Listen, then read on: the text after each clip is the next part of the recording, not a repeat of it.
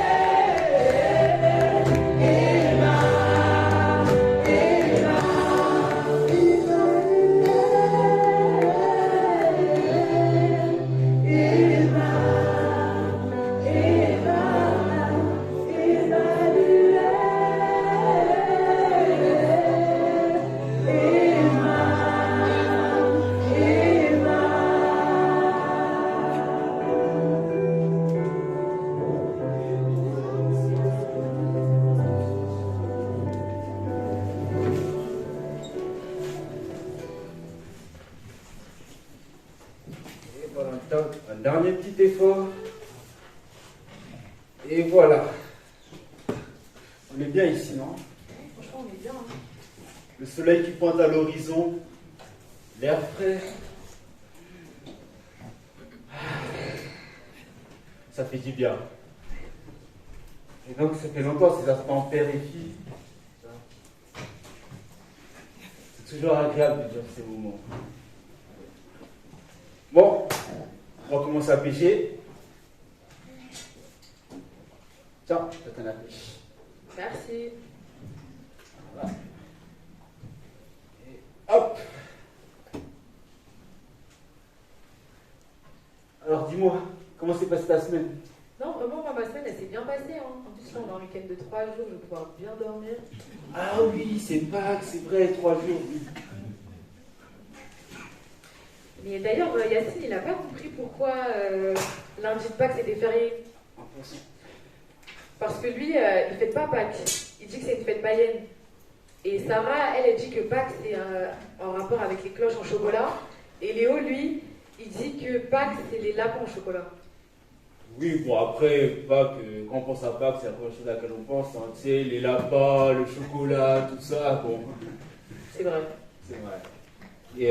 Et du coup, toi, qu'est-ce que t'as dit dans tout ça, toi? Moi, j'ai rien dit.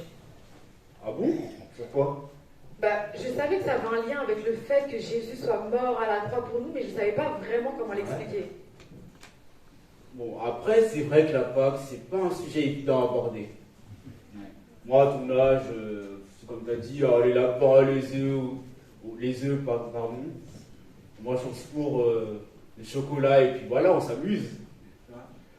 Mais ce que je te propose là, c'est de t'expliquer ce que c'est que la Pâques. Ok, je veux bien. Dis. Alors, c'est l'histoire d'un homme qui est venu il y a 2000 ans sur Terre. En fait, vous avez tout le lac pour vous et vous mettez juste là. Faites attention, non? Désolé. Hein. Bon, c'est quoi, on va aller plus loin parce que... La mort, la mort. On a un gros problème. Quoi encore? Tu m'écoutes ou pas? La mort. Oui, oui, je t'écoute. Non, mais vas-y, dis-moi si je te dérange. Non, mais excuse-moi, mais moi aussi, je bosse en fait. Mais vas-y, je t'écoute, installe-toi. Qu'est-ce que tu peux faire pour toi? Est-ce que tu te rappelles de ce gars-là? Un gars, gars. Mais si, le gars, le vieux, le peuple, le bâton, tout ça. Moïse. La merde. Voilà Moïse, lui là. C'est un sujet sensible ce mec-là, ok? Tu veux que le patron il t'entende? On a un problème là, on a un problème. Quel problème? Regarde, j'ai encore fait mes calculs et les chiffres ils correspondent pas. C'est nouveau ce truc-là, c'est Oui, c'est ce que je stresse en ce moment. Bref, tu vois, ça fait comme ce fameux jour là. Bah écoute, on va essayer de se calmer. On peut pas se calmer, on peut pas se calmer. Tu te rappelles pas ou quoi? Doucement, ok? Bien sûr que si je m'en souviens, 600 000 hommes, sans compter les femmes et les enfants, crois-moi, je m'en souviens, j'ai les stats ici. Hein. Oui, mais ce fameux jour. Oui. Tu te rappelles la situation dans laquelle elle s'est retrouvée avec Moïse? Il n'y avait pas la loi, mais toi et moi on était là. Hein. Oui, je sais, mais t'inquiète pas, le patron il a des plans, on va trouver une solution, d'accord? Mais tu te rappelles ou pas? Ce jour, ce fameux jour-là. Avant de commencer, quand David m'a demandé de parler sur ce sujet-là, moi j'ai répondu tout de suite oui, il n'y a pas de souci, je vais parler, il n'y a pas de problème là-dessus. Mais une fois qu'on a raccroché, en fait je me suis dit comment je vais faire, parce que il y a quand même tout un culte, il y a des scénettes, il y a un temps bien précis. Il va falloir que je sois vraiment précis, concis. Je peux pas m'étaler sur tout. C'est pas le fait d'en parler qui était dur, mais c'est plus le fait qu'il y a tellement de choses à dire que j'avais peur en fait de me perdre.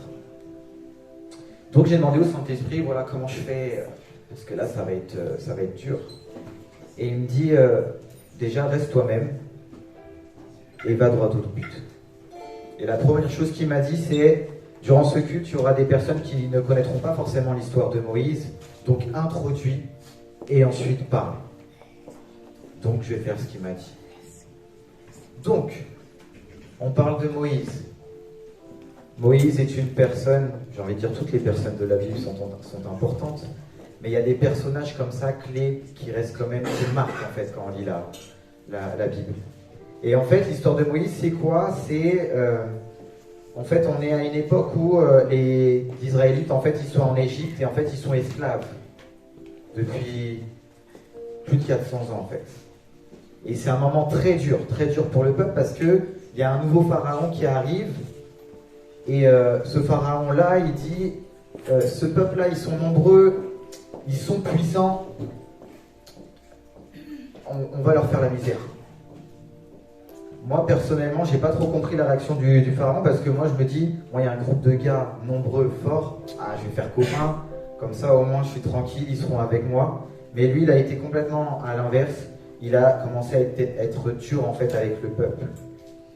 Et quand je dis dur, c'est au niveau des tâches, mais aussi même, il a tellement pris peur qu'il a commencé aussi à demander la mort des garçons bébés. Et dans tout ça, il y a Moïse qui arrive dans cette situation très compliquée. Mais Moïse, il va réussir à passer entre les mailles du filet, comme on dit.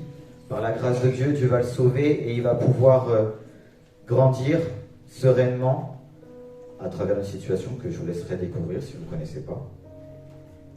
Et il va grandir. Il va grandir.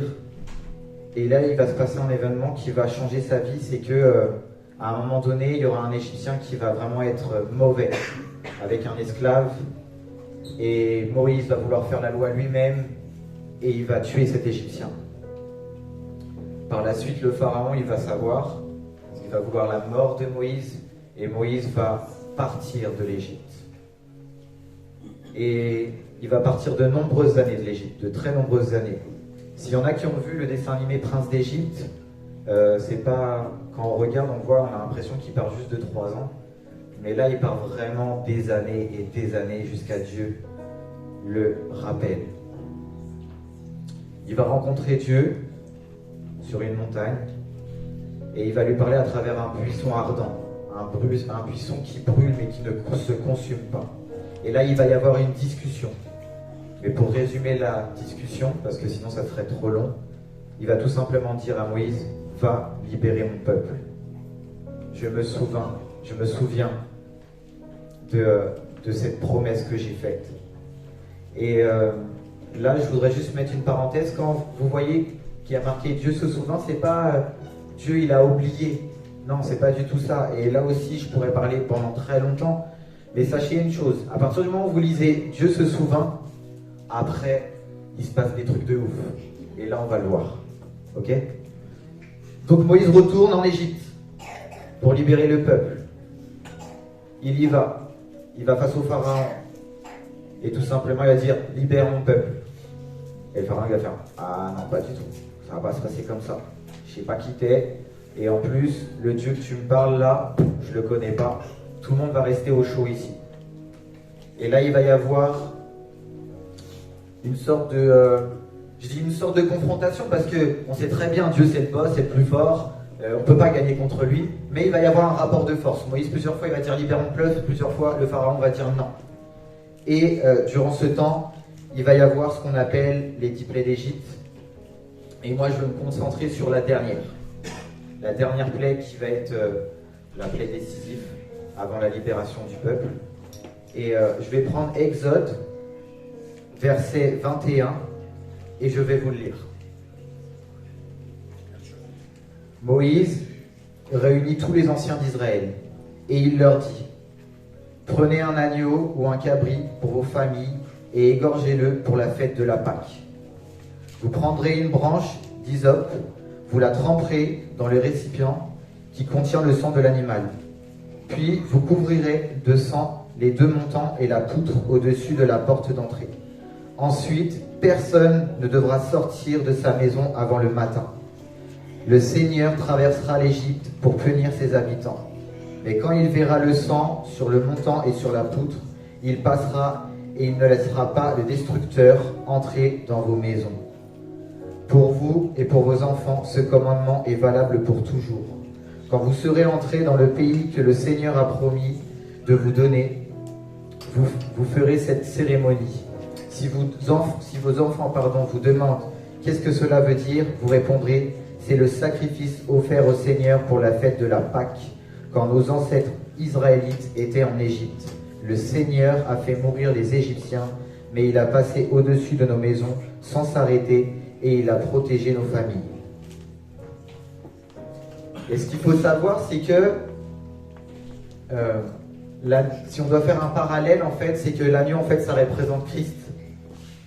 Et si on doit faire aussi un parallèle, les maisons, ça nous représente nous. Quand on accepte Christ, en fait, on est sauvé. La mort n'a plus aucun pouvoir sur nous.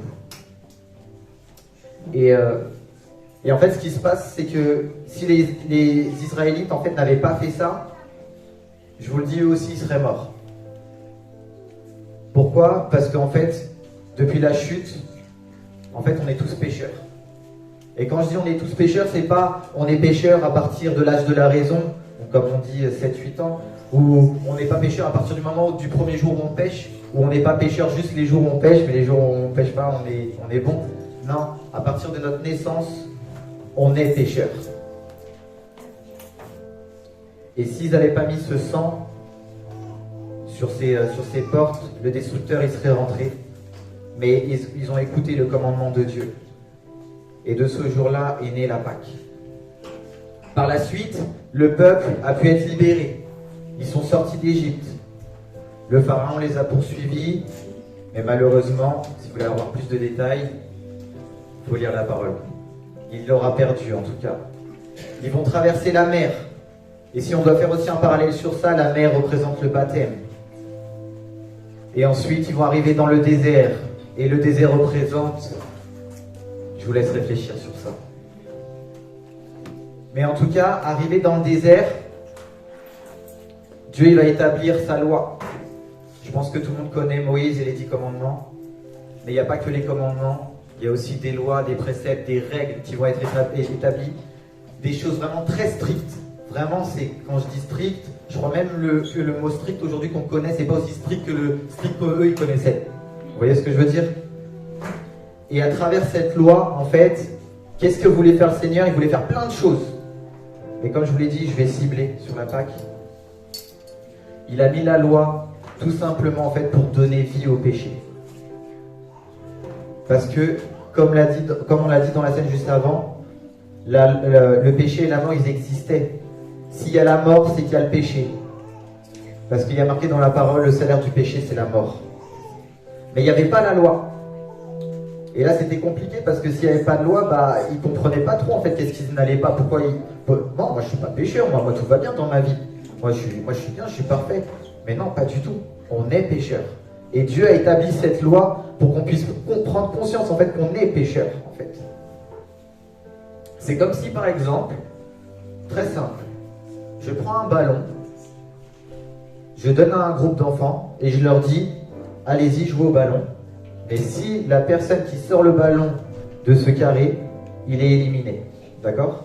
Si je reviens 15 minutes plus tard et que je vois que les enfants, il y en a qui jouent à la main, il y en a qui jouent au pied, il y en a qui se mettent par terre, il n'y a rien en soi. Il n'y a rien. Puisque je leur ai juste dit, jouez au ballon. Mais par contre, si je viens et que je leur donne par exemple les règles du foot, vous allez prendre ce ballon et vous allez faire les règles du foot, et que je repars, et que je reviens, et qu'il y en a qui se mettent à jouer à la main, là il y a un problème. Et là en fait je pourrais dire aux enfants, là non, on joue pas comme ça parce que la règle c'est quoi ? C'est qu'au foot, on ne peut pas prendre le ballon dans la main. Et là c'est la même chose, la loi en fait a révélé en fait le péché, a révélé en fait aux hommes qu'en fait ils sont pas du tout parfaits et qu'ils ont besoin de Dieu. D'accord ?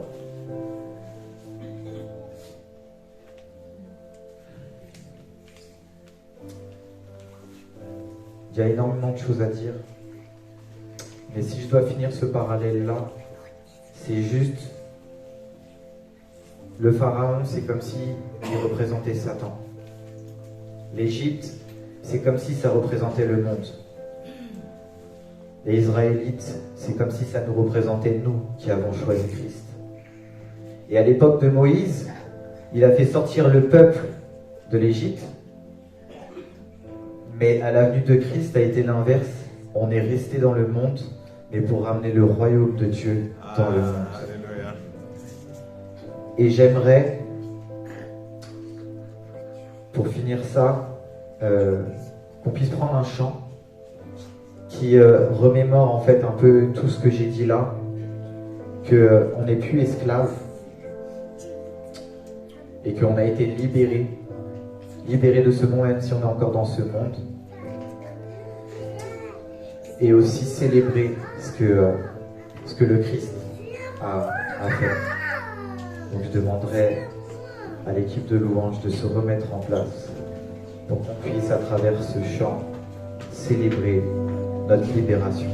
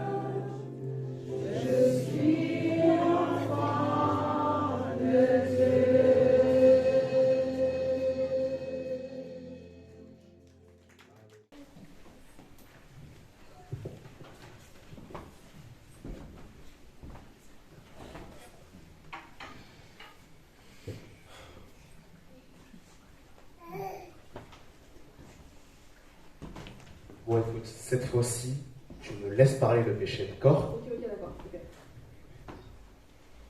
Ok. Vous vouliez me voir en urgence? Je vous écoute. Alors, patron, tout à l'heure, on a eu une petite réunion avec le péché concernant la situation actuelle de l'entreprise. En fait, patron, ça va pas du tout. Les statistiques, elles sont mauvaises. On perd de plus en plus d'esclaves. On n'a plus d'argent. Je sais pas ce qu'on va devenir. Hein. Je comprends rien à ce que tu parles, oui.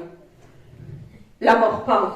Alors, ce qu'essaie de vous expliquer le péché depuis tout à l'heure, c'est que, comment dire, les statistiques ne sont pas vraiment bonnes, patron. On perd de plus en plus d'esclaves, la situation n'est vraiment pas bonne, on peut dire qu'on est en mauvaise posture. On est un peu en train de faire faillite, patron. C'est pour ces futilités que vous m'avez dérangé? Bon. J'ai pas mal de nouveaux projets à mettre en place. J'ai prévu de parler à Jay-Z et à d'autres artistes afin de sortir de nouveaux albums. Un nouveau réseau social ne devrait pas tarder à sortir afin de continuer d'abrutir et de détruire ses utilisateurs. Wow. Nous allons continuer de multiplier les faits divers sur BFM pour continuer d'instaurer la peur dans leur foyer.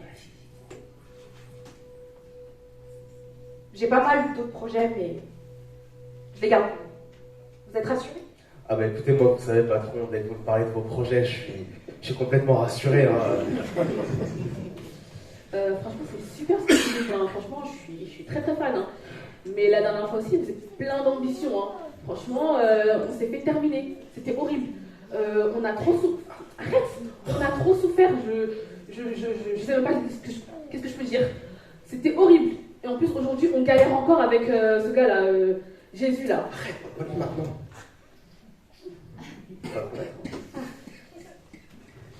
Avez-vous besoin de vous rappeler qui je suis? Non, on sait, patron. Je suis le souverain de ce monde. Je suis l'instigateur du mensonge. Je suis le faiseur de cauchemars. L'envoyé de la terreur. Je suis le prince de la puissance de l'air. Ce monde est sous ma domination.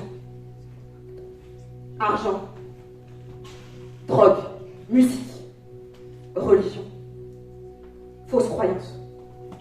Tout cela m'obéit. Non, on dites pas trop, patron, on pourrait vous entendre.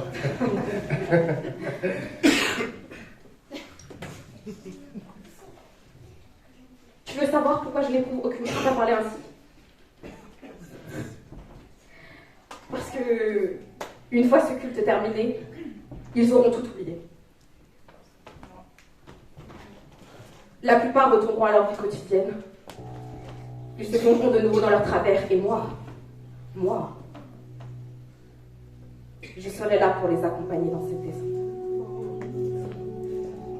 Je tiens une multitude de chrétiens en laisse, les manipulant au moyen de tous les artifices que nous mettons en place. Ne vous méprenez pas, ne vous méprenez pas. Je suis pas stupide, je suis pas stupide, tous les tuer.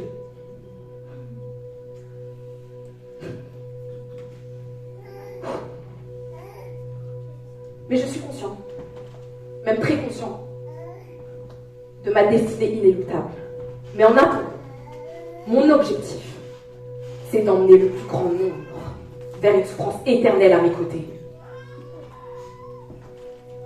Mais ça aussi, ils l'oublieront. Sortez! Ce Jésus. Jésus. Jésus, il énerve des gens. Il fâche des gens. Il fâche des esprits. Ok. On va parler de Jésus. C'est pas un bon moment pour parler de Jésus? On va préférer parler de Jésus. De ses œuvres à lui. De sa grâce à lui. Son amour à lui. Et moi, je vais vous parler un peu par rapport à la croix. Si on devait intituler ce message, je lui donnerais le titre « La croix doit parler dans ta vie ». La croix doit parler dans ta vie. J'ai quelques points. Je vais essayer d'être concis. N'hésitez pas, si vous voulez prendre des notes, n'hésitez pas. Normalement, il y aura aussi quelques versets qui vont pouvoir s'afficher, on va pouvoir lire ensemble. Alors, le premier point que je veux aborder avec vous, c'est répondre déjà à une question. Qu'est-ce qu'un autel? A-U-T-E-L. Qui sait ce que c'est qu'un autel? Ok. C'est important qu'on donne la définition. Alors, ici, donc vous avez un autel. Alors un autel, c'est une table, un édifice sur lequel on fait des offrandes, des sacrifices. Il peut être en différents matériaux, en bois, en pierre, en métal. Il peut avoir différentes formes. Ici, donc, c'est un autel. Donc, vous voyez, il y a les bougies, tout ça. Donc là, c'est vraiment en pierre et tout. Et donc ça, c'est des autels que vous pouvez retrouver dans des églises catholiques. Voilà. Ça, c'est le premier point. Ça va jusque-là? Un autel, c'est aussi un point de contact, c'est un point de connexion entre le naturel et le spirituel. Ok? Donc quand tu viens devant l'autel, c'est pour te connecter au surnaturel, c'est pour te connecter au divin, c'est pour te connecter à Dieu. Ok? Je dis au divin, à Dieu, parce qu'on peut voir que dans la Bible, il y a beaucoup de faux dieux, n'est-ce pas? Voilà, il y a beaucoup de faux dieux. Ça parle beaucoup d'autels qui sont faits avec des idoles, tout ça, quelque chose que Dieu n'aime pas du tout. Mais il y a aussi un autel particulier dont on va parler, un bon autel. Ok. Donc, un autel est un point de contact, un point de connexion entre le naturel et le spirituel, et c'est un lieu de rencontre avec Dieu. Le troisième point, c'est que les autels, on va dire entre guillemets le système des autels, c'est quelque chose que Dieu a inventé. C'est Dieu qui a inventé ça. Ok? Donc, je vais illustrer ça avec le premier passage, c'est dans Exode 40. Tu peux l'afficher? Exode 40, versets 1 à 10. En fait, dans Exode 40, l'Éternel, il demande à Moïse de dresser le tabernacle, qu'on appelle aussi la tente d'assignation ou la tente de la rencontre. En fait, c'est un lieu de culte mobile, ils pouvaient se déplacer avec. Donc, ils se déplaçaient dans tous les périples qu'ils ont eus. À partir du moment où cette tente elle a été mise en place, ils se déplaçaient avec. Et en fait, dans cette tente, c'était pour rencontrer Dieu. Donc ici, Exode 40, donc l'Éternel parla à Moïse et dit: le premier jour du mois, tu dresseras le tabernacle, la tente d'assignation, tu y placeras l'arche du témoignage et tu couvriras l'arche avec le voile. Tu apporteras la table et tu la disposeras en ordre. Tu apporteras le chandelier et tu en arrangeras les lampes. Et là, il dit, tu placeras l'autel d'or pour le parfum devant l'arche du témoignage et tu mettras le rideau à l'entrée du tabernacle. Il continue au verset 6, tu placeras l'autel des holocaustes devant l'entrée du tabernacle de la tente d'assignation. Tu placeras la cuve entre la tente d'assignation et l'autel et tu y mettras de l'eau. Tu placeras le parvis alentour et tu mettras le rideau à la porte du parvis. Tu prendras l'huile d'onction, tu oindras le tabernacle et tout ce qu'il renferme, et tu le sanctifieras avec tous ses ustensiles, et il sera saint. Et il termine en disant, tu oindras aussi, tu oindras l'autel des holocaustes et tous ses ustensiles, et tu sanctifieras l'autel, et l'autel sera très saint. Alléluia. Donc là, on voit effectivement que dans la procédure que l'Éternel il a donnée à Moïse, on voit que dans la tente d'assignation, il y a des autels. Ok? C'est un lieu de culte. Donc ça, c'est la première chose. Est-ce que c'est plus clair pour vous au niveau des autels? Donc, qui sait ce que c'est qu'un autel? Normalement, tout le monde... C'est vrai, il y en a plus déjà. C'est cool. Ok, super. Donc, j'avance. Donc, nous avons vu qu'un autel, c'est un édifice sur lequel on fait des offrandes, on fait des sacrifices. Et qui dit autel, donc dit sacrifice. Et qui dit sacrifice, dit sacrificateur. Ce sont les sacrificateurs qui font les sacrifices. Ce sont les sacrificateurs qui sont habilités à faire les sacrifices. Et le Seigneur, l'Éternel, il avait consacré la tribu de Lévi, donc c'est ce qu'on appelle les Lévites dans la Bible, au service du coup du sacerdoce. Donc ce sont eux les sacrificateurs. Et là, en l'occurrence, dans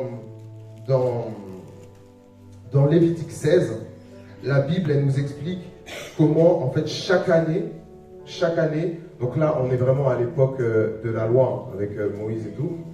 Chaque année, le sacrificateur, donc là, c'était Aaron. Le sacrificateur, il devait effectuer un rituel avec des sacrifices de bêtes dont il faisait couler le sang sur l'autel, notamment un bouc pour l'expiation des péchés du peuple d'Israël, et un taureau pour lui et sa maison. Donc chaque année, il allait dans la tente,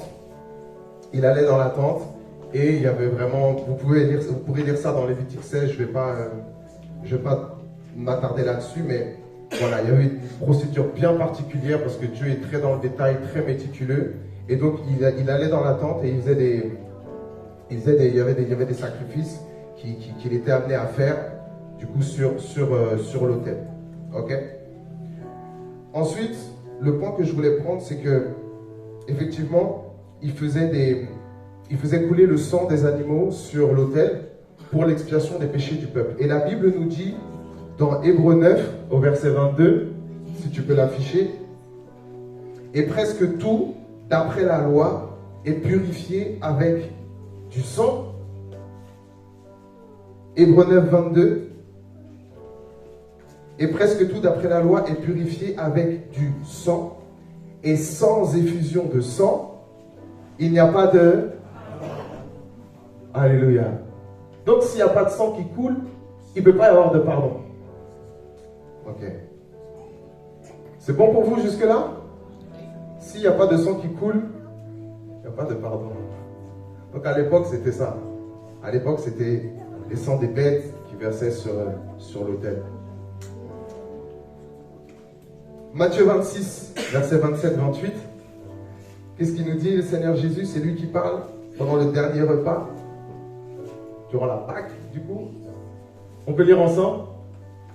Il prit ensuite une coupe et, après avoir rendu grâce, il la leur donna, en disant, buvez-en tous, car ceci est mon sang, le sang de l'alliance qui est répandu pour plusieurs pour la rémission des péchés. Quelqu'un peut dire gloire à Dieu pour la rémission des péchés?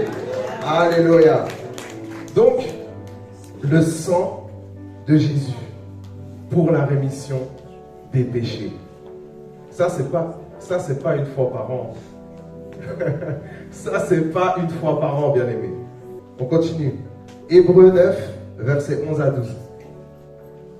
Il dit quoi? On lit ensemble?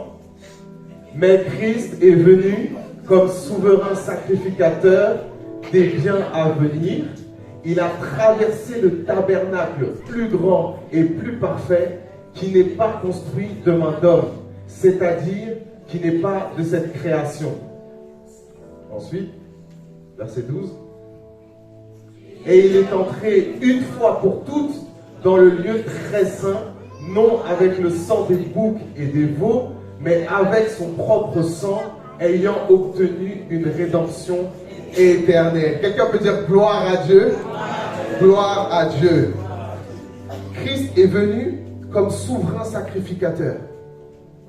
Et il est venu une fois pour toutes dans le lieu très saint avec son sang pour la rémission de nos péchés. Quelqu'un peut dire amen à ça? C'est merveilleux. Donc, je vais continuer.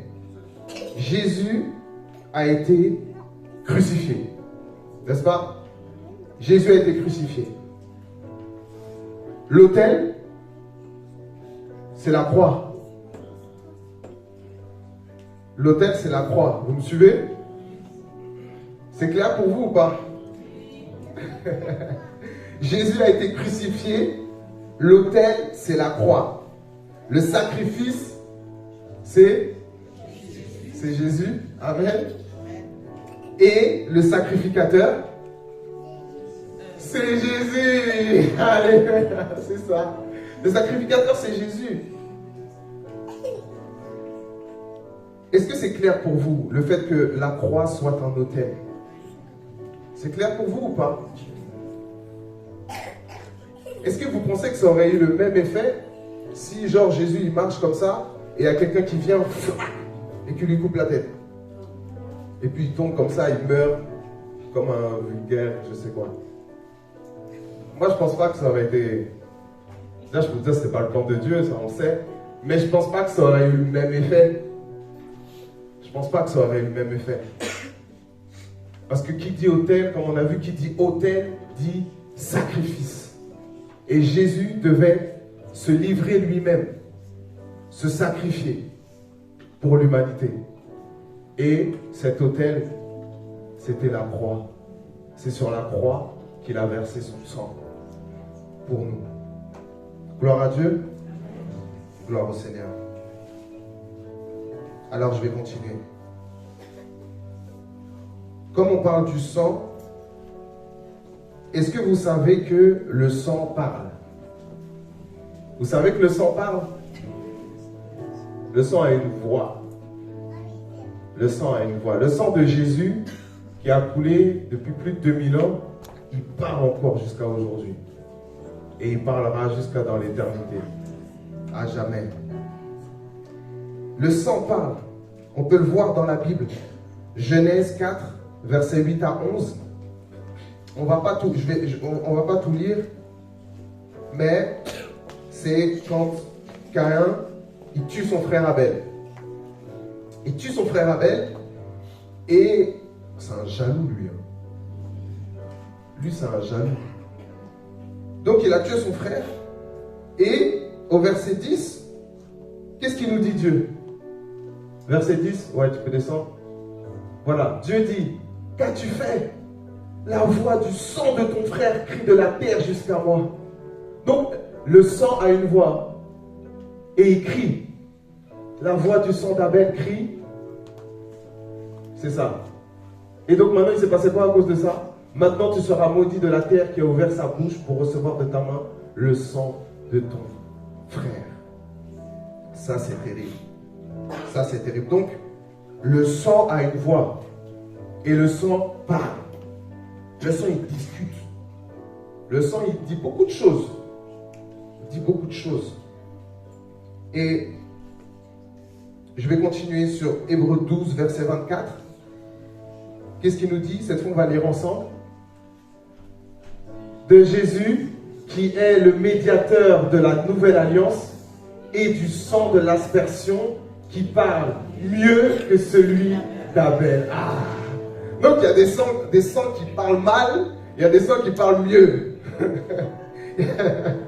Le sang de Jésus parle très bien, il est très poli, il est très bien. Moi, j'aime comment le sang de Jésus parle. Donc, le sang parle.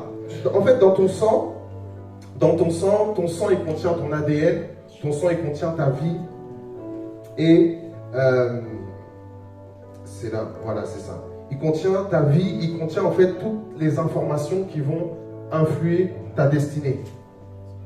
Dans Lévitique 17 au verset 11, la Bible dit: L'âme de la chair est dans le sang. La vie est dans le sang. Il y a différentes versions. L'âme de la chair est dans le sang. La vie est dans le sang. Et on voit à la Genèse que Dieu a fait de nous des âmes vivantes. Dieu a fait de nous des âmes vivantes. Et c'est pas un scoop, mais on a d'ailleurs beaucoup de personnes qui sont dans la médecine ici, mais si tu te vides de ton sang, c'est compliqué. Tu perds la vie. C'est pas un scoop. Donc le sang là, vraiment c'est important. Il y a beaucoup d'informations dans ton sang. Quelles sont les informations qui sont contenues dans ton sang? Ça c'est une bonne question. Mais ce qui va nous intéresser aujourd'hui, c'est quelles sont les informations qui sont contenues dans le sang de Jésus. C'est bon, on est ensemble. Quelles sont les informations qui sont contenues dans le sang de Jésus? Pour répondre à cette question, en tout cas en partie, on va prendre Jean 1, versets 1 à 4 et le début du verset 14. On a dit que dans ton sang, il y a ton identité, il y a qui tu es, il y a ta vie. Jean 1, qu'est-ce qu'il nous dit? On lit ensemble? Au commencement était la parole. Et la parole était avec Dieu. Et la parole était Dieu. Ensuite, en elle était la vie. Et la vie était la lumière des hommes. Et la parole a été faite chair. Donc là, on a l'identité de Jésus. Au commencement était la parole était avec Dieu. Et la parole était Dieu. En elle était la vie était la lumière des hommes. Et la parole a été faite chair. Il ne faut pas oublier que Jésus, il est la parole de Dieu. Il incarne la parole de Dieu. Il est la parole faite chair. Amen. Il est la parole faite chair.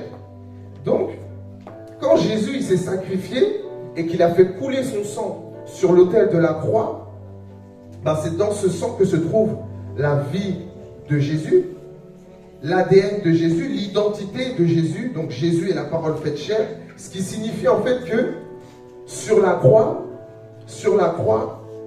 c'est la parole de Dieu qui se trouve sur la croix en fait. Sur la croix, il y a la parole de Dieu. Parce que le sang de Jésus a coulé et il est la parole de Dieu. Dans son sang, il y a sa vie. Ok? Donc, la parole de Dieu elle-même se trouve sur l'autel de la croix. Le sang de Jésus parle et il parle de quoi? Il parle la parole de Dieu. Il parle la parole de Dieu. Et ce sang parle donc depuis plus de 2000 ans et parlera éternellement. Et ce sang-là, c'est important de signaler que, comme je disais, il n'a pas coulé sur un autre autel. Il n'a pas coulé en bazar. Non, il a coulé à des endroits bien stratégiques, sur son corps déjà. Et il a été percé à des endroits stratégiques, mais c'est sur l'autel de la croix qu'il est mort. Amen. On est bon, on est ensemble jusque-là, ça va? Ok. Donc, c'est sur la croix qu'a été effectué le sacrifice. Donc, c'est uniquement en te connectant à l'œuvre de la croix, à l'œuvre de Jésus-Christ, à la croix, donc, que tu pourras vivre et expérimenter pleinement la parole de Dieu et ses promesses par l'alliance en son sang. C'est clair pour vous jusque-là? Vous me suivez? Ok. Il est la parole de Dieu, il a été crucifié à la croix et c'est par son œuvre, sa mort, sa résurrection, par la foi qu'on peut laisser accès à Dieu, à sa vie, pour vivre les promesses qu'il a pour nous. Donc dans la Bible, il y a des magnifiques promesses que Dieu nous fait et il a pour nous. Et il ne nous promet pas qu'on ne va plus jamais souffrir. Il ne nous promet pas qu'on ne va plus jamais pécher. Il ne nous promet pas qu'on va être parfait du jour au lendemain. Mais ce qu'il nous promet, c'est qu'il sera toujours avec nous. Il sera toujours avec nous, il nous accompagnera, il ne nous abandonnera pas. Jusqu'à la fin, il sera là. Il sera là pour nous consoler, il sera là pour nous rassurer, il sera là pour nous fortifier, il sera là aussi pour nous donner sa paix, sa joie, son amour, tout ce qu'il a acquis à la croix pour nous, la guérison, toutes ces choses-là, c'est pour nous, c'est des promesses qu'il a pour nous. Et la Bible dit que quiconque est pendu au bois est maudit. Et lui, en étant crucifié, du coup, sur ce bois, sur cette croix en bois, il a porté en fait notre malédiction pour qu'on puisse être béni. Et ça, c'est merveilleux. C'est merveilleux. Donc, il a tout ça pour nous, mais pour pouvoir s'approprier ces choses et les vivre, ben, il y a quand même des choses à faire. Il y a quand même des choses à faire. Et je vais pas trop m'attarder, mais je vais prendre juste 2-3 points. Et la première chose, c'est mettre ta foi en l'œuvre de Jésus-Christ. Mettre ta foi en ce qu'il a fait à la croix. Parce qu'il y a des choses que un père ne donne qu'à ses enfants. Moi, il y a des choses que je vais donner à Jemima, je ne vais pas les donner à Shensi ou à Angéline.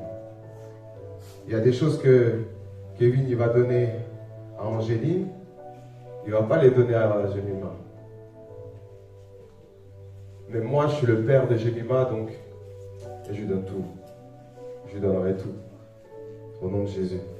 Que le Seigneur m'aide en tout cas. Mais c'est pour dire que voilà, le Père, il a donné le Fils et il a dit quiconque croit en lui sera sauvé. Et il y a des choses qu'il ne va pas donner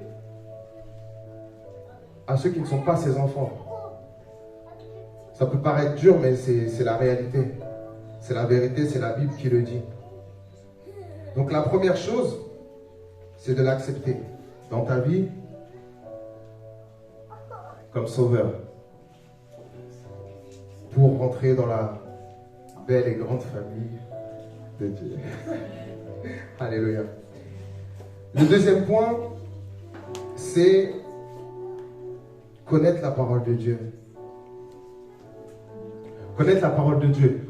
En fait, pour que la croix, l'œuvre de la croix, elle puisse parler dans ta vie et que tu puisses la manifester, que tu puisses la témoigner, que tu puisses vraiment la vivre, eh bien, tu dois connaître la parole de Dieu. Tu dois la méditer, tu dois la manger. Parce que quand la tentation elle arrive, si on prend l'exemple de Jésus dans le désert, quand Satan il est venu le tenter, il a dit, il est écrit, il est écrit, il est écrit. C'est ce que Jésus a dit, il a cité la parole de Dieu. Si moi je ne connais pas la parole de Dieu et qu'il va y avoir une situation compliquée, une tentation qui va arriver et que je ne connais pas la parole de Dieu, ça va être compliqué. Je ne vais pas dire, ah, Pasteur Thierry, il a dit que je suis béni, que... Non. Ah, le prophète, il a dit... Ah, mais j'ai regardé sur YouTube, l'apôtre, il a dit non. C'est la parole de Dieu. Tu as besoin de la parole de Dieu. Tu as besoin de te connecter à la parole de Dieu pour grandir, te fortifier et pouvoir tenir face aux tempêtes, face aux défis, face aux épreuves. Amen. Voilà. Donc la parole doit être trouvée en toi. Même si tu ne la comprends pas, tu la lis, tu la médites, tu pries en t'appuyant sur les versets. Parce que du coup, ça va te permettre, en fait, il y a des choses, même si tu ne vas pas comprendre, juste le fait que tu la lises, quand la situation elle va se présenter, toi-même, tu ne vas pas forcément comprendre comment, mais le Saint-Esprit, il est capable d'aller puiser dans ton esprit la parole que tu as lue pour te la ressortir au moment qu'il faut. C'est comme ça que Dieu fait. Alléluia. Donc il faut que le Saint-Esprit, il ait des choses sur quoi s'appuyer, en fait, dans ta vie. Donc ça, c'est le deuxième point. Et le troisième et dernier point, c'est porter sa croix. Porter sa croix. Il y a tellement de choses à dire sur ça. Je vais l'illustrer juste avec un verset, Matthieu 16, verset 24-25.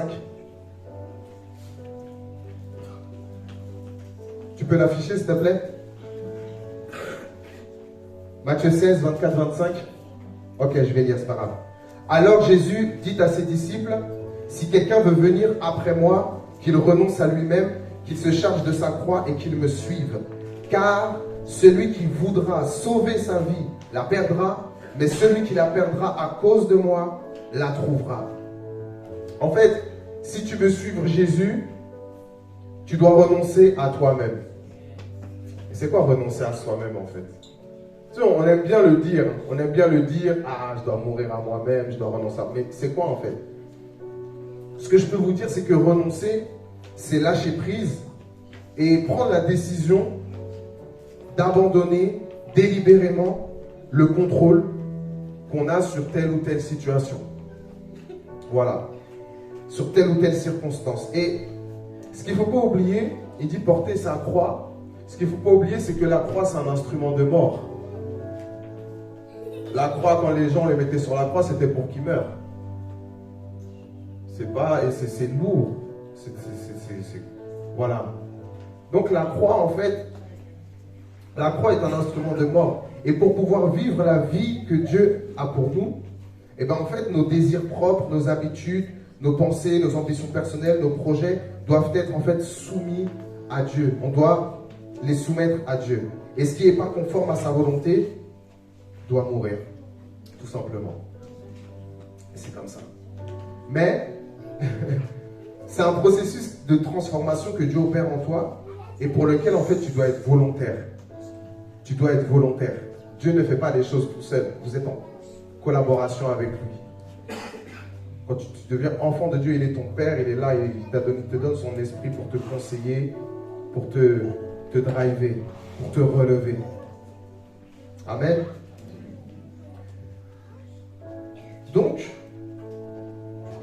la parole elle est claire et c'est Jésus en plus qui parle directement. Si quelqu'un veut venir après moi, qu'il renonce à lui-même, qu'il se charge de sa croix et qu'il me suive, car celui qui voudra sauver sa vie la perdra, mais celui qui la perdra à cause de moi la trouvera.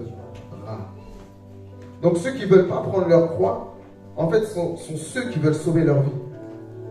Ceux qui ne veulent pas prendre leur croix, c'est ceux qui veulent sauver leur vie. Et ces personnes-là, elles perdront leur vie. Mais ceux qui décident de la prendre et qui savent qu'ils vont la perdre, mais qui décident de le faire délibérément à cause de Jésus, ils vont retrouver la vie. Ils vont trouver en Jésus la véritable vie que Dieu a pour eux. Et ça, c'est une promesse. Et il est fidèle pour tenir ses promesses. Amen. Alléluia. Donc, sur ce, on va continuer à se rappeler des bienfaits de Jésus. Je vais laisser l'équipe de louange se mettre en place. On va prendre un chant. Il avait cette femme à la maison. Aussitôt elle fut guérie. Il y avait ce fils dont la mère était souffrante. Aussitôt elle fut guérie.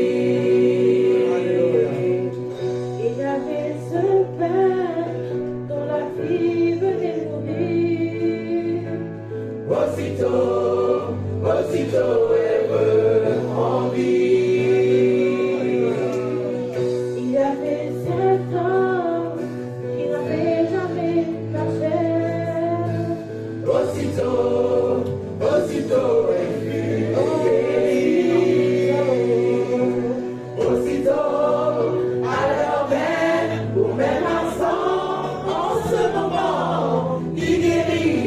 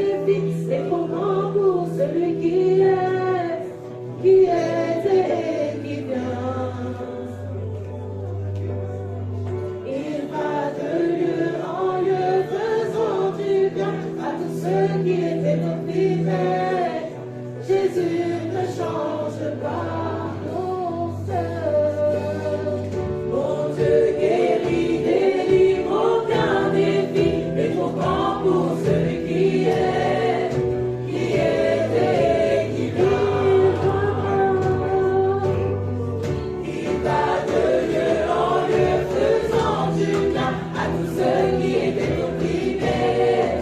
Jésus ne change pas.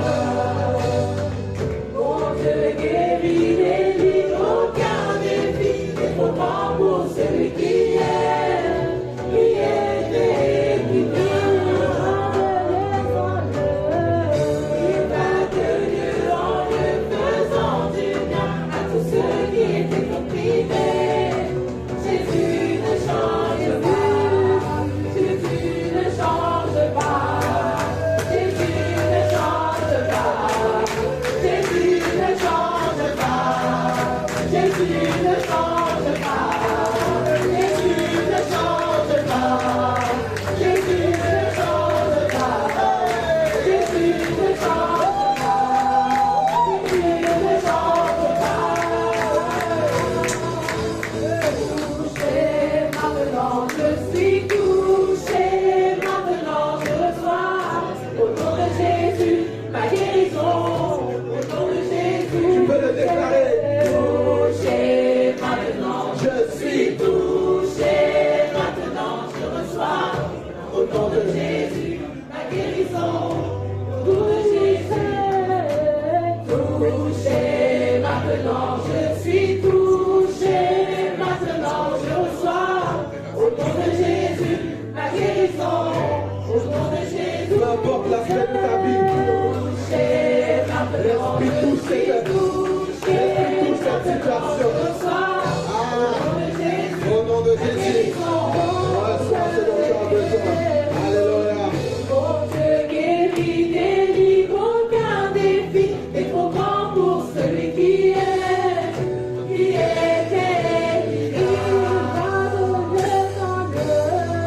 Il va de lieu en lieu, faisant du bien à tous ceux qui étaient opprimés.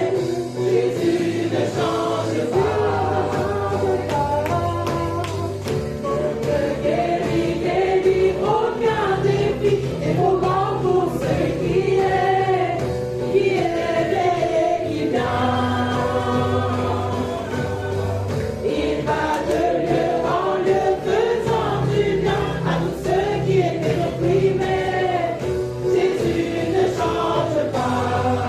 Jésus ne change pas.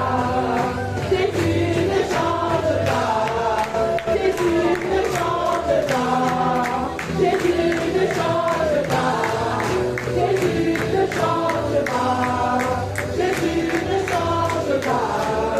Jésus ne change pas. Jésus ne change pas. Touché, maintenant je suis touché, maintenant je reçois au nom de Jésus ma guérison, au nom de Jésus. Dis-le sur ta vie. Touché, maintenant je suis touché, maintenant je reçois au nom de Jésus ma guérison, au nom de Jésus. Tout le monde.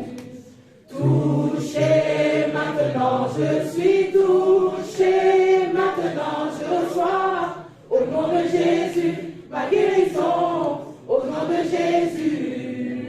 Touché, maintenant je suis touché, maintenant je reçois au nom de Jésus ma guérison, au nom de Jésus. Touché, maintenant je suis touché, maintenant je reçois au nom de Jésus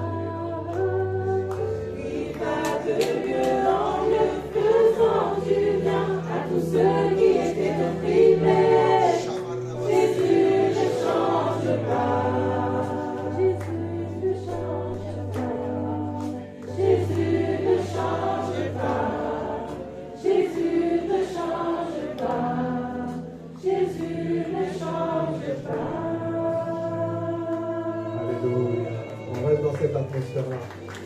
Pendant que vous vous préparez, on reste dans cette atmosphère.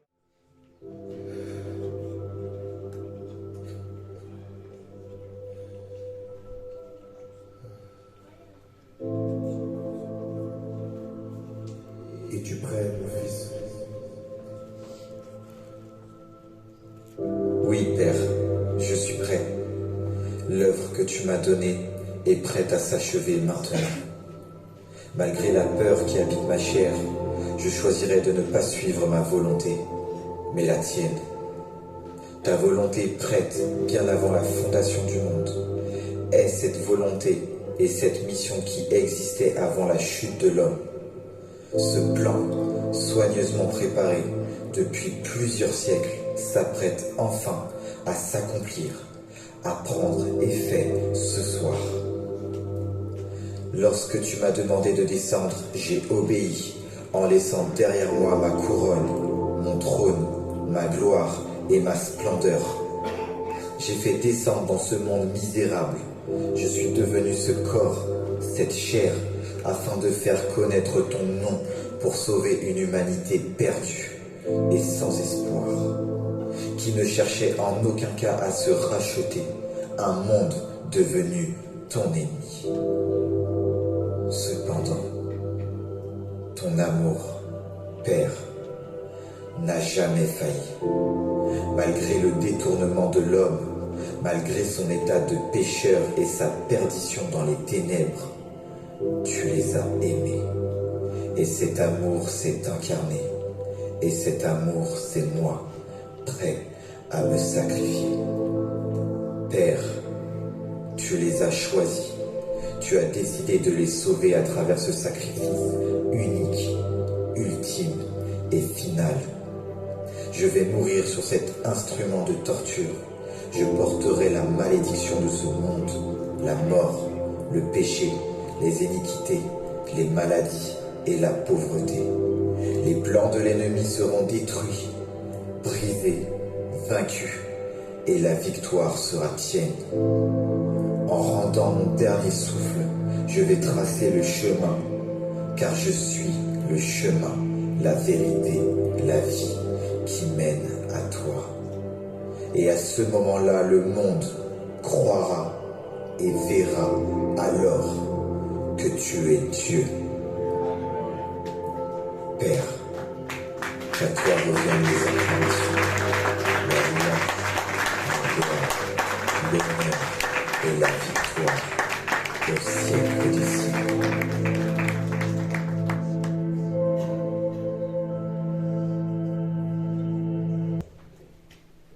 Tu comprends maintenant? L'œuvre de la croix, c'est l'œuvre la plus grandiose, extraordinaire. C'est l'œuvre du salut, de libération pour tout un chacun. Amen. Et toi, Père, comment as-tu rencontré Jésus?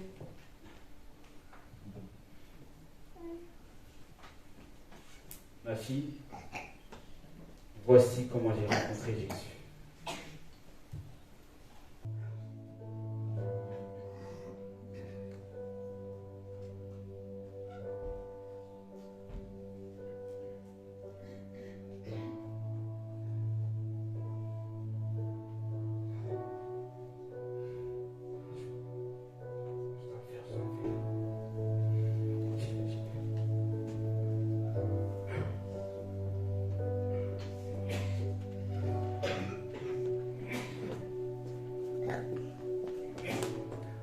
Monsieur Jésus, je viens devant vous aujourd'hui parce qu'en réalité, je ne peux plus. Les péchés sont trop lourds. Trop lourds. J'ai commis tant de fautes. Je ne me reconnais même plus. J'ai menti, volé, fait toutes sortes de mal. Et j'ai essayé de noyer ça par tous les moyens. La drogue, le sexe, l'alcool. Mais rien de tout ça n'a marché. Rien. Rien ne peut me combler ce vide que je ressens en moi. Ce vide-là, rien ne peut le combler. Mais j'ai entendu parler de toi. J'ai entendu parler de toi. Et on m'a dit que tu pouvais m'aider. Et quand je pense à tout ce que j'ai dit, quand je pense à tous les péchés que j'ai cités, je me dis que non. Comment quelqu'un comme vous voudrait aider quelqu'un comme moi? Hey. Attends. Ça va aller. T'inquiète. Tu sais, Marco, regarde-moi. Je te connais. Je connais même les recoins les plus profonds de ton cœur, Marco. Tout ce que tu me dis là, c'est pas nouveau pour moi, je sais tout ça. Et pourtant, oui, je te le confirme, Marco. Je veux t'aider. Est-ce que tu comprends? Je comprends, mais malgré tout ce que j'ai dit, tous les péchés que je t'ai énoncés, tu voulais quand même m'aider. Marco, je suis mort sur la croix pour le monde, parce que j'aime le monde. Et j'ai même envie de te dire, je t'aime, Marco, je suis mort pour toi sur la croix. Tout ce que tu me dis là, je l'ai porté. Je comprends ta souffrance. Donc oui, par amour pour toi, je veux t'aider. Par amour pour toi, je veux te sauver. Alors, parce que vous m'avez aimé, je vous aimais en retour. Vous avez donné votre vie pour moi. Alors moi aussi, je vais donner ma vie pour vous. Ça me touche, Marco. Est-ce que tu es prêt à faire cette alliance avec moi? Oui, je suis prêt, oui. Alors voilà, ceci est mon alliance. Ceci est toutes les choses que tu vivras, que tu auras. Cette alliance est le chemin, la vérité, la vie qui mène au Père. Je te laisse regarder. Dis-moi ce que tu en penses. Merci. Une alliance avec Jésus-Christ. Car Dieu a tant aimé le monde qu'il a donné son Fils unique, afin que quiconque croit en lui ne périsse point, mais qu'il ait la vie éternelle. Jean 3,16. La paix. Oui, la paix, Marco. La joie. Oui, la joie. L'amour. La vie éternelle. Exactement, Marco. Waouh. Ça fait beaucoup. Tu penses? Oui, je pense, oui.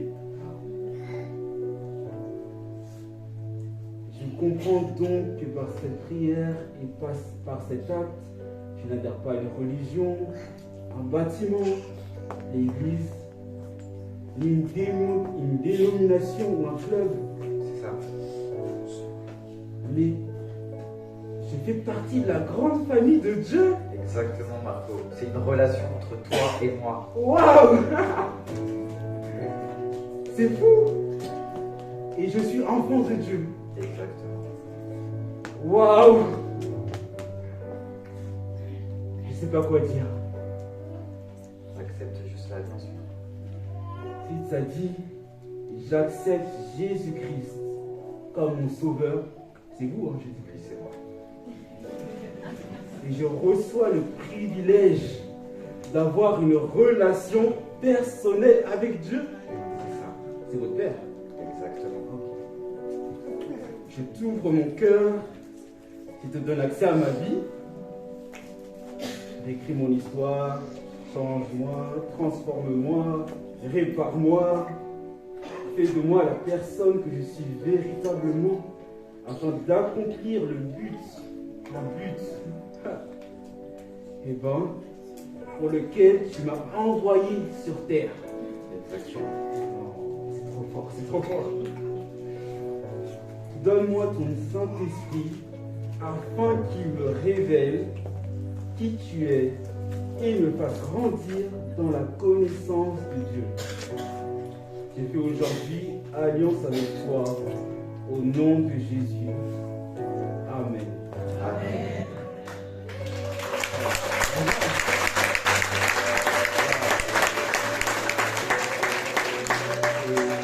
Est-ce que tu es prêt, Marco, à faire cette alliance? Ah oui, moi je suis prêt, oui.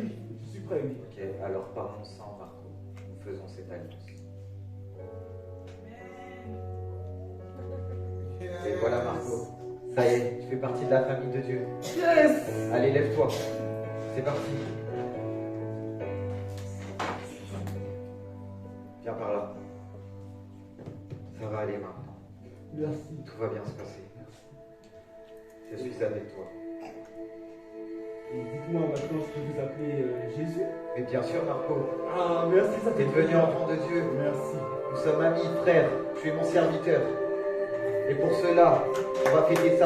Faut lui change ses vêtements. C'est parti.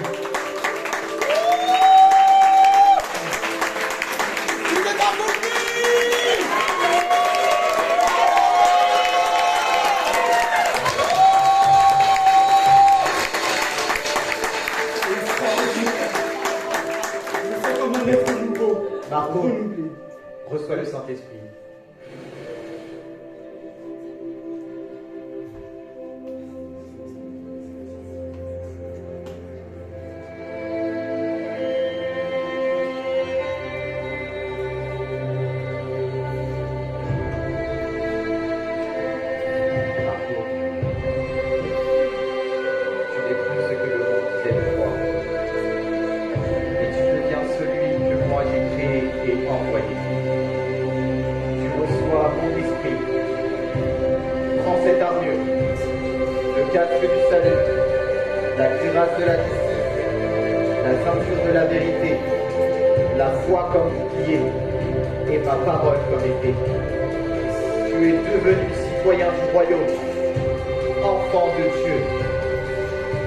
Et à travers mon fils que tu as choisi, tu accompliras ma volonté dans ta vie.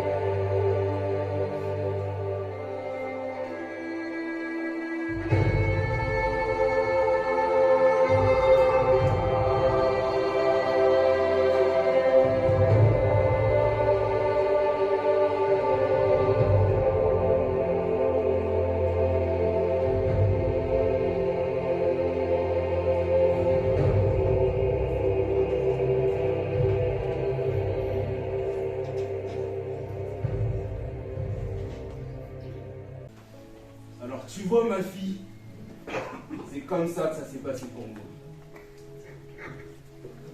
Waouh, c'est incroyable.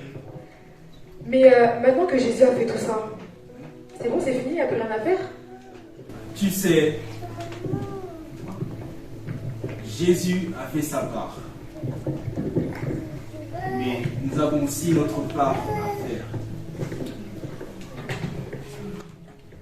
Moi aussi, plus tard, quand je serai plus grande, je donnerai ma vie à Jésus. Et tu sais sais, tu peux recevoir Jésus à tout âge. Il n'y a pas d'âge pour recevoir Jésus. Sois petit, grand, tu peux recevoir Jésus dans ta vie et dans ton cœur.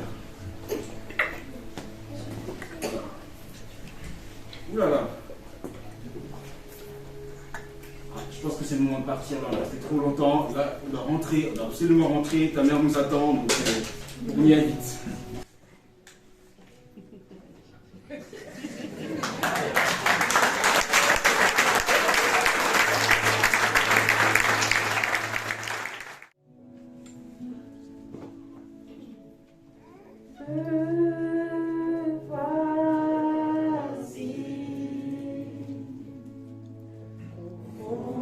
Par ta majesté, couvert par ta grâce illimitée, me voici, conscient du poids de mes fautes, couvert par le sang de l'agneau. Car je sais l'amour le plus grand m'est donné. Tu as offert ta vie, le plus grand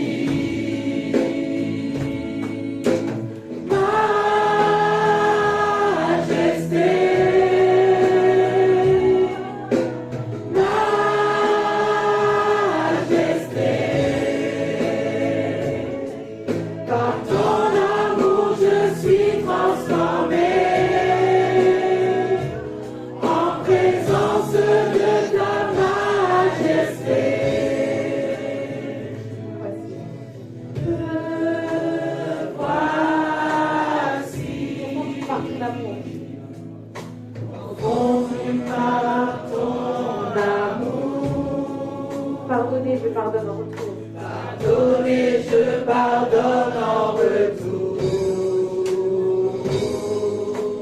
Me voici, Conscient d'être ton plaisir. Conscient d'être ton plaisir. Sanctifié par le feu de ta gloire. Sanctifié par le feu de ta gloire. Car je sais. Car je sais l'amour le plus grand est donné. Tu as offert ta vie, le plus grand sacrifice.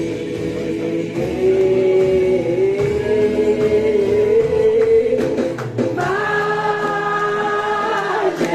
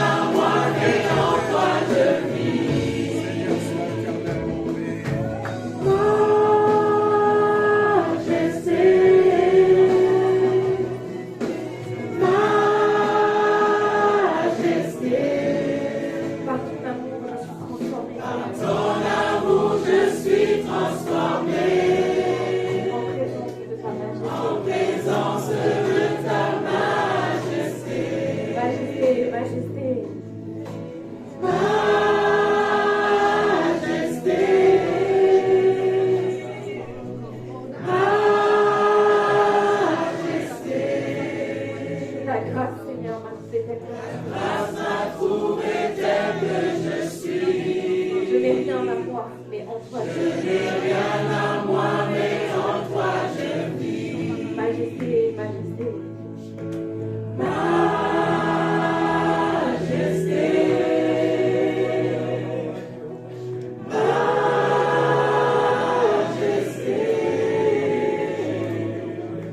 Par ton amour je suis transformée en présence de ta majesté.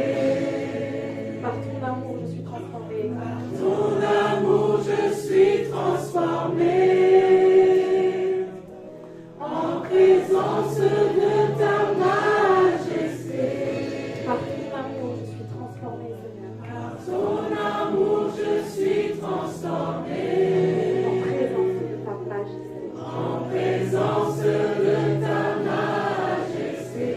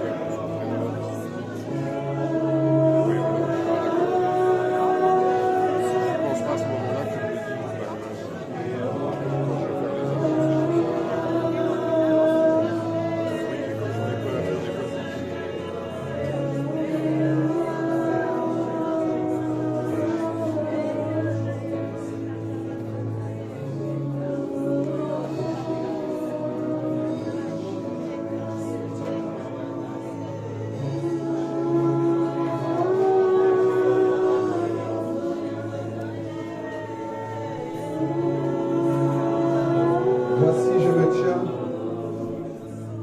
me tiens à la porte de ton cœur, et je frappe. Celui qui entend ma voix et qui m'ouvre la porte, j'entrerai chez lui.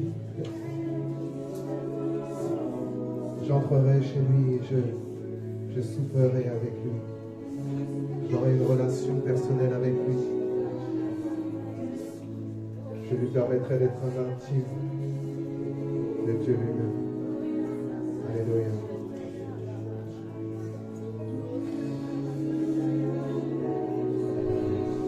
Merci Seigneur.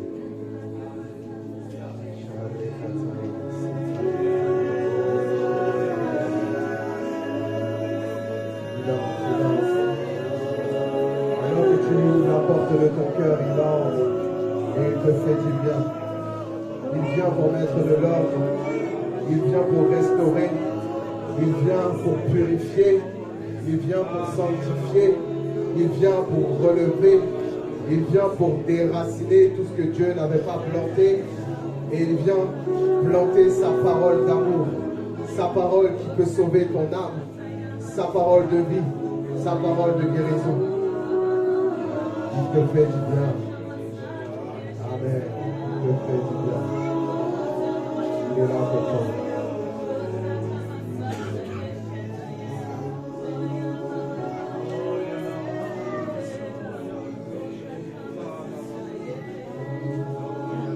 Jésus est là.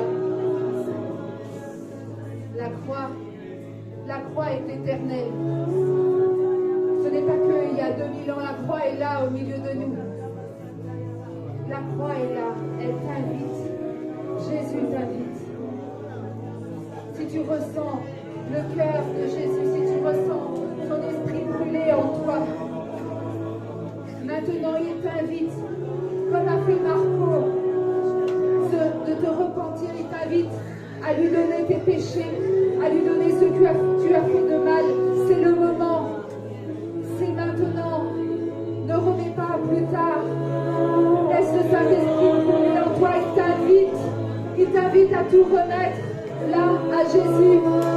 Fais ce pacte d'alliance avec Jésus. Remets-lui tes péchés, ce que tu as fait de mal, tes pensées, tout ce qui n'est pas bon. Il t'invite, tu es à cette table. Comme on a vu Marco et Jésus, il le fait là maintenant pour toi. Fais cette alliance, répands ton cœur. Devant lui, répands ton cœur. Il t'invite maintenant, c'est maintenant. C'est maintenant, c'est pas demain. Si ça brûle, tu sens, fais-le maintenant. Ne remets pas. Il t'invite à faire ce pacte d'alliance. Cette alliance avec lui, avec Jésus. Yeshua, le Messie.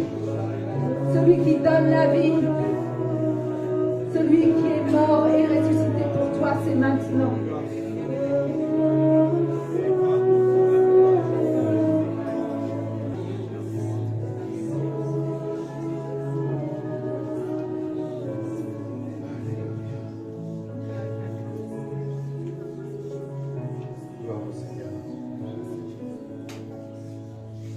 Si là où tu es, durant ce temps particulier, tu as ouvert ton cœur au Seigneur, peut-être que tu ne le connaissais pas, mais que tu as fait comme Marco ce matin, n'hésite pas et viens nous voir, viens me voir à la fin du culte. Tu peux venir me voir, tu peux venir voir Michael qui a joué le rôle de Jésus. Il y a aussi mon frère Jean-Benz qui est ici devant.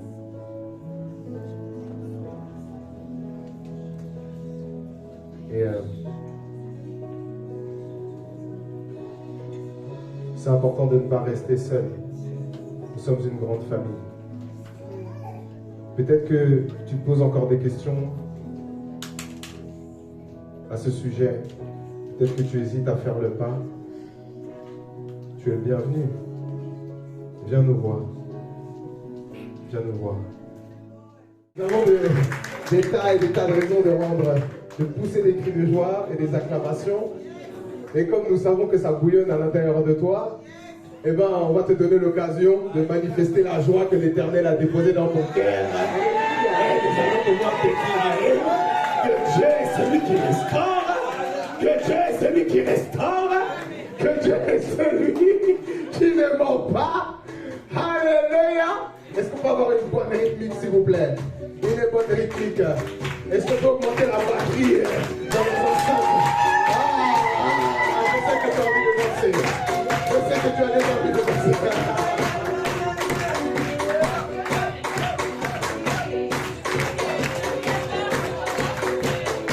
Je sais qu'il y a une atmosphère de joie là.